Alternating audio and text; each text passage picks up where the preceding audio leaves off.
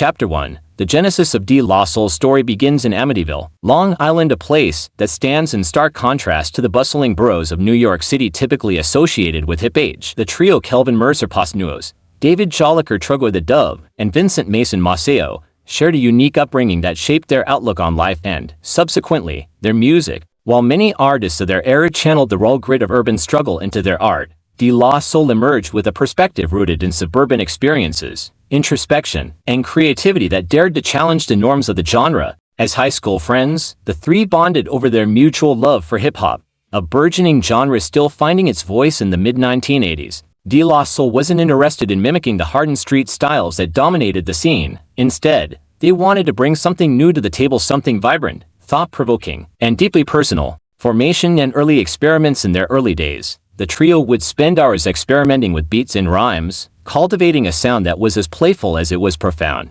It wasn't long before their talent caught the attention of producer Prince Ball, a member of the pioneering group Stetsasonic. Prince Ball, impressed by their unconventional style and lyrical wit, saw in them the potential to shake up the hip-hop world. Together, they began crafting tracks that broke away from the norm. Their first single, Plug Tune in 1988, was a breath of fresh air in a genre dominated by braggadocio and aggression. With its quirky wordplay, layered production, and offbeat humor, Plug Tune in set the tone for what was to come. Amityville roots and the birth of a movement. Amityville may not have had the same reputation as the Bronx or Brooklyn, but it provided fertile ground for the trio's creativity. The suburban environment allowed them to observe the world from a unique vantage point, combining influences from their community with the wider culture of hip-hop. This dual perspective would become a hallmark of their music, enabling them to bridge the gap between worlds. Their approach was a deliberate departure from the violence and materialism often glorified in hip-hop. Instead, De La Soul focused on themes of individuality,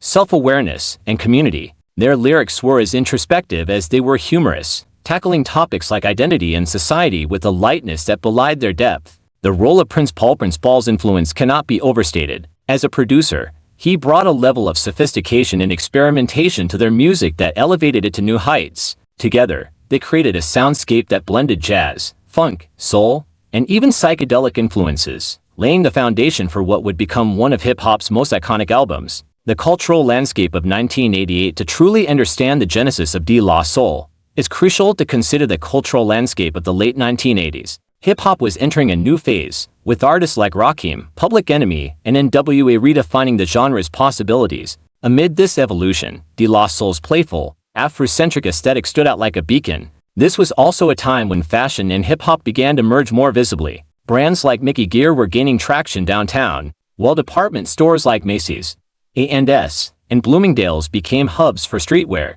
De La Soul's style, from their eclectic clothing choices to their unorthodox album art, reflected this burgeoning intersection of music and fashion. A revolution on the horizon. By 1988, De La Soul was ready to make their mark. With the backing of Prince Ball, they entered the studio to record their debut album, 3 Feet High and Rising. This was more than just a record. It was a declaration of independence from the stereotypes and limitations of the genre. As we'll see in the next chapter, 3 Feet High and Rising didn't just challenge the status quo, it redefined it, paving the way for a new era of hip-hop that celebrated creativity, positivity, and individuality. Chapter 2. 3 Feet High and Rising. The game changer. La Soul's debut album, 3 Feet High and Rising 1989, wasn't just an album, it was an experience, a revolution, and a culture shift. Released during an era dominated by rugged beats and gritty storytelling, this masterpiece emerged as an oasis of creativity, positivity, and playfulness. Often called the SKT Peppers of hip-hop, the album introduced a completely new sonic and lyrical vocabulary to the genre, firmly establishing De La Soul as trailblazers. The sound of innovation. The album's production, helmed by Prince Ball, was nothing short of groundbreaking. Sampling wasn't new to hip-hop by 1989, but De La Soul took it to another level, using an eclectic mix of sounds that hadn't been heard before, from the French educational record that opens the magic number to the hole and note sample on Say No Go. 3 Feet High and Rising wove together a tapestry of jazz, funk, soul, and even spoken word snippets. Where other albums relied on hard-hitting beats and repetition, De La Soul's sound was layered, complex, and full of surprises. Tracks like Me, Myself, and I and Buddy perfectly balanced catchy hooks with thought-provoking lyrics, creating music that was both fun and meaningful. Themes of peace and positivity. At a time when New York City was experiencing its most violent years, With over 2,000 murders annually, De La Soul offered an alternative vision of what hip-hop could be. Their lyrics didn't glorify violence or materialism. Instead, they explored themes of self-identity, peace, and community. 3 Feet High and Rising wasn't just about entertainment, it was about empowerment. This message resonated deeply with fans who were looking for something different, something uplifting. Tracks like Potholes in My Lawn and Plug Tune In became anthems for those who saw themselves in De La Soul's quirky, unconventional style. Fashion and the native tongues movement. De La Soul's visual aesthetic was as revolutionary as their sound. They rejected the gold chains and baggy jeans that were staples of 1980s hip-hop fashion, opting instead for bright, Afrocentric clothing that celebrated their individuality. Their style mirrored the fashion trends of the time, with brands like Benetton, Gap, and Mickey gear gaining popularity alongside staples like door-knocker earrings, Paragon boots, and Polo Ralph Lauren. This aesthetic was part of a larger cultural shift driven by the Native Tongues Collective, of which De La Soul was a founding member. Alongside groups like A Tribe Called Quest, Jungle Brothers, and artists like Money Love, they created a movement that emphasized unity, creativity, and Afrocentrism. Native Tongues wasn't just a crew, it was a mindset, a counterpoint to the aggression and materialism that often overshadowed the genre. Breakout hits 3 Feet High and Rising spawned several iconic singles, each deserving its own spotlight. 1. Me, Myself, and I, a playful anthem about individuality and rejecting societal expectations. Its funky beat and catchy chorus made it an instant classic. 2. Buddy, a celebration of love and friendship featuring the Native Tongues Collective. Its infectious groove and joyful lyrics embodied the spirit of the movement. 3. Potholes in My Lawn, a quirky, metaphor-laden track about protecting one's creativity and originality. 4. The Magic Number, a nostalgic, feel-good track that encapsulated the album's lighthearted yet profound approach. Cultural impact. 3 Feet High and Rising wasn't just an album, it was a cultural phenomenon. Its humor, intelligence, and positivity stood in stark contrast to the harsh realities of late 1980s New York, where crime and poverty were rampant. Who were navigating the streets of Bushwick and Ridgewood at the time, De La Soul's music offered a beacon of hope and a reminder that there was beauty in individuality and creativity. The album also introduced a skit as a storytelling device in hip-hop. Tracks like De La Orgy and Transmitting Live from Mars were unconventional and experimental, setting the stage for countless artists to incorporate skits into their albums. A timeless legacy. 35 years later, 3 Feet High and Rising remains one of the most influential hip-hop albums of all time. It challenged the genre to think differently, paving the way for artists who dared to be unconventional. Chapter 3. De La Soul is dead. Facing the industry's pressure. After the massive success of 3 Feet High and Rising, De La Soul found themselves at a crossroads. While their debut album had introduced a new sound and a new movement, the pressure to deliver a sophomore album that could live up to its groundbreaking predecessor was immense. Enter De La Soul is Dead, released in 1991, an album that would both shock and awe their fans. The shocking departure from positivity, right from the opening track. De La Soul is Dead made it clear that the group wasn't content to sit in the shadow of their debut. The album's title itself was a bold statement, challenging the expectations of fans and critics alike. Gone were the playful, carefree vibes of 3 Feet High and Rising. In its place was a darker, more introspective sound, marked by themes of frustration, betrayal, and disillusionment. While their first album had embraced peace and love, De La Soul is Dead offered a sharp critique of the music industry and the pressures that come with fame. Tracks like Biddies and the BK Lyric and Shit Happens showcased their rebellious side, calling out the commercial forces that tried to box them into a formula they didn't want to follow. This album marked De La Soul's effort to redefine their identity, not just as artists, but as individuals resisting the pressures to conform to the industry's demands. The sampling controversy. One of the most controversial aspects of De La Soul is Dead was its extensive use of samples. De La Soul, known for their inventive sampling techniques, ran into serious legal trouble during the making of this album. With their fame growing, the group became a target for legal action from record labels and artists whose work was sampled without clearance. As a result, De La Soul is Dead was one of the first major hip-hop albums to grapple with the looming issue of copyright infringement. The group took risks by using obscure samples that were either obscure enough to fly under the radar or outright unauthorized. This rebellious spirit echoed the struggles many artists face as they navigate the often exploitative structures of the music industry. But even amidst the legal battles, De La Soul refused to compromise their artistic vision, a sentiment that would define much of their career going forward. A darker, more complex sound musically, De La Soul is Dead was a departure from the lightheartedness of their debut. The production, once again handled by Prince Paul, was more abrasive, using dissonant melodies, heavy bass lines, and complex drum patterns that captured the frustration and complexity of the group's mindset at the time. Tracks like My Brother's a Basshead and Millie Pulled a Pistol on Santa weren't just experimental, they were groundbreaking in their raw emotional honesty. The album's cover art also reflected the shift, with the controversial image of the group surrounded by tombstones. This dark aesthetic was a direct contrast to the colorful, playful imagery of their first album. De La Soul is Dead was De La Soul's declaration that they would no longer be confined to the roles people had carved out for them. Millie Pulled a Pistol on Santa, a hip-hop milestone. One of the most iconic and controversial tracks from De La Soul is Dead was Millie Pulled a Pistol on Santa, a haunting narrative that dealt with child abuse and the trauma caused by it. It was one of the first mainstream rap songs to directly address such a heavy subject matter, making it a landmark in both hip-hop and the larger cultural conversation about child abuse and domestic violence. The song's unsettling atmosphere and powerful storytelling set it apart from anything else in hip-hop at the time. This track, alongside others on the album, showcased the group's willingness to push boundaries and take risks with both their content and their sound. They weren't just making music to entertain, they were using their platform to address the darker, often ignored realities of society. The formation of the De La Soul sound. Despite the album's more somber tone, De La Soul is Dead still maintained the group's signature approach to lyricism, intricate wordplay, thought-provoking commentary, and a willingness to experiment.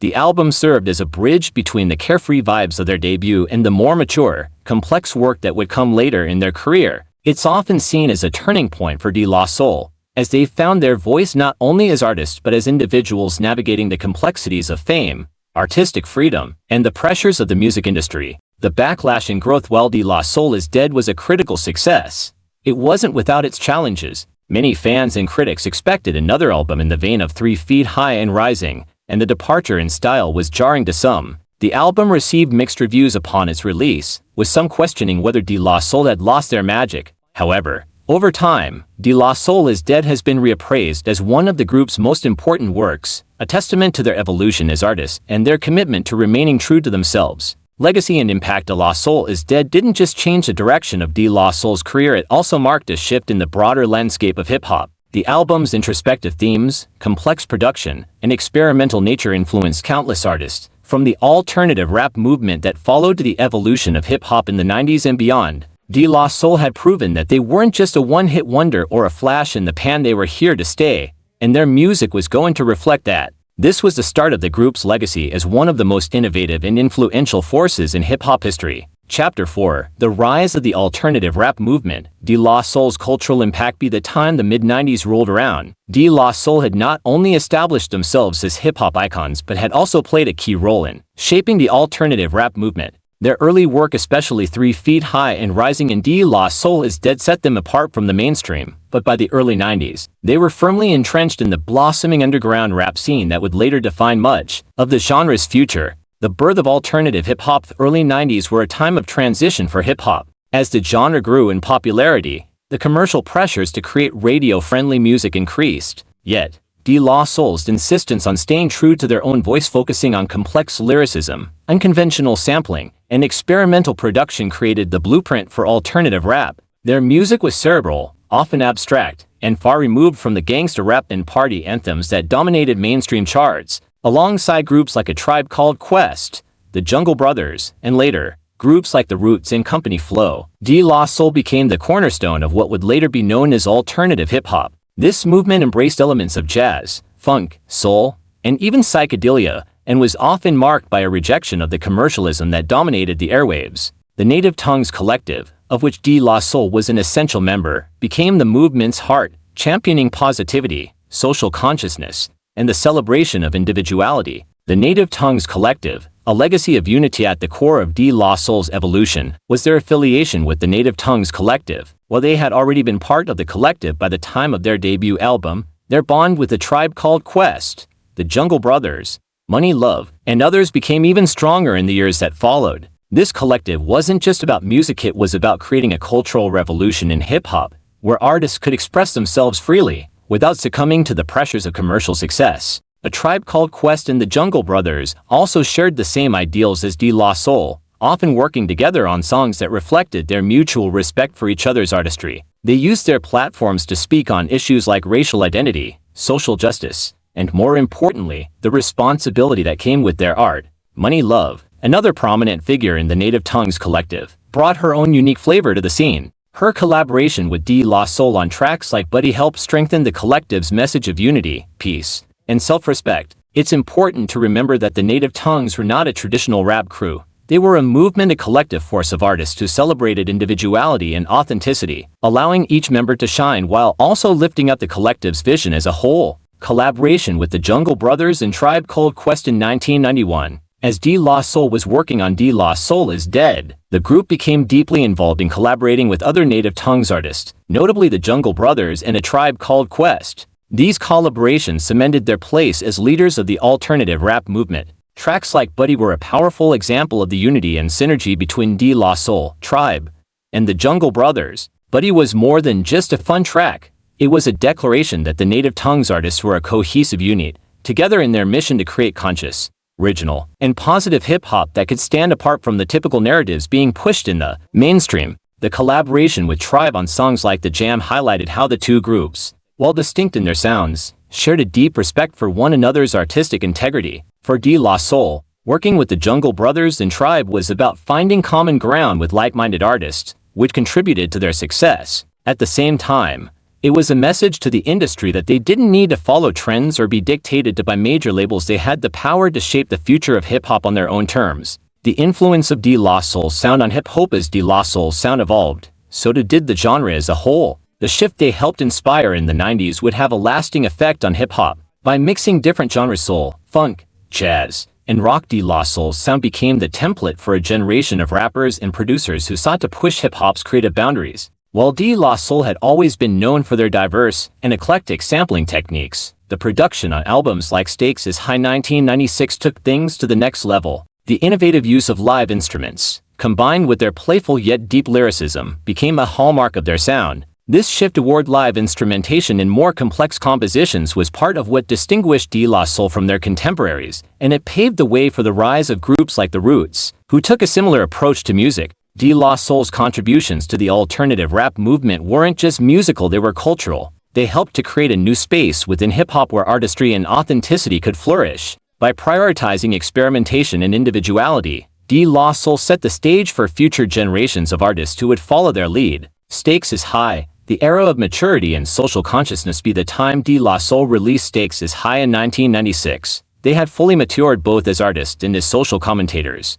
The album marked a major departure from their earlier playful style, with tracks like Biddies and the BK lyric giving way to the introspective Stakes is High, which tackled issues like the commercialization of hip-hop and the state of the world. This album became a defining moment in De La Soul's career, solidifying their place as leaders in the genre while also solidifying their commitment to making socially conscious, deeply impactful music. The album's title itself was a message. The stakes were high, and De La Soul wasn't going to let the hip-hop game slide into complacency. This era marked the culmination of their journey, from fun-loving innovators to mature, socially conscious artists who understood their responsibility within the larger cultural conversation. De La Soul's enduring legacy. As the 90s wound down, De La Soul had already cemented their place in hip-hop history. Their influence was undeniable, not just in terms of sound but in the cultural shift they helped create. They had proven that alternative hip-hop was a legitimate and sustainable subgenre, with mainstream and underground appeal. Their collaborations with other Native Tongues members like A Tribe Called Quest, the Jungle Brothers, and Money Love laid the groundwork for the future of socially conscious hip-hop. And with albums like Stakes is High, De La Soul is Dead, and 3 Feet High and Rising, De La Soul not only reshaped hip-hop, but also the culture surrounding it. They left behind an indelible legacy that continues to resonate with artists, fans, and musicians to this day. You know, well, let's look aside from hip hop. Hip hop is the culture as a whole, but rap music, it ain't something that you do just to make loot. You know what I'm saying? For us, what we did was we was doing it for the sake of just it being a hobby around the neighborhood. It's what we love to do. You know, whether you was on stage, whether you was just in your little corner, whether you was just in the backyard or whatever, in the basement doing whatever. It's something that it's something that comes from inside for us. I didn't see this shit coming. I'm being honest. I didn't see it. No, yeah, man. Sorry, God bless. Let's take a moment of silence. Can you everybody back there? Let's take a moment of silence. Yeah, man. Oh, yeah, no. Really apologize, fellas. Nah, man. You know. People's condolences. Yeah, apologize. dog. I mean, It's all good. And we all lost. Yeah, dog. because this is our loss too. You know what I mean? It's all Like, good. It's And all the good. tears, It's the all tears good. are warranted. You know, like he was a good man, dog.